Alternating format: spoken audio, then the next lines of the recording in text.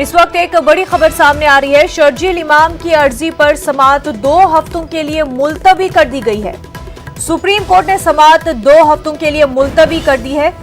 JNU के तालिबे इल्म ने सुप्रीम कोर्ट से अपील की थी। तमाम एफआईआर को यकजा करने अदालत से अपील की थी। शर्जील के खिलाफ मुख्तलिफ रियासतों में एफआईआर दर्ज की गई है। शर्जील इमाम पर इश्तिआल अंगेज तकारीर करने का इल्जाम है। आपको बता दें, सीए के खिलाफ एहतजाज के मौके पर इश्तिआल अंगेज तकरीर करने का शर्जील इमाम पर इल्जाम है। गुज़िश्ता साल का ये मामला है। आपको बता दें, शर्जील इमाम की अर्जी पर समाअत 2 हफ्तों के लिए मुलतवी कर दी गई है।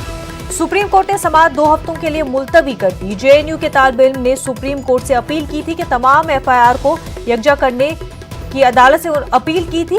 शर्जील के खिलाफ मुख्तलिफ रियासतों में एफआईआर दर्ज की गई है। आपको बता दें, शर्जील पर सीएए के खिलाफ एहतजाज के मौके पर इश्तिआल अंगेज तकरीर करने का इल्जाम है। गुज़िश्ता साल सीएए के खिलाफ एहतजाज के मौके पर इश्तिआल अंगेज तकरीर करने का शर्जील इमाम पर इल्जाम लगा है।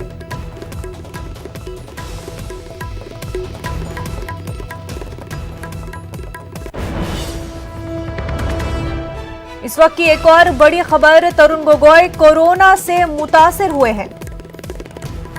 गोगोई ने उनसे राब्ते में आने वालों से अपील की है।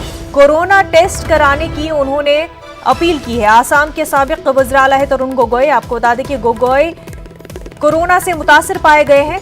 उनसे राब्ते में आने वालों से तरुण गोगोई ने कोरोना टेस्ट कराने की अपील की है।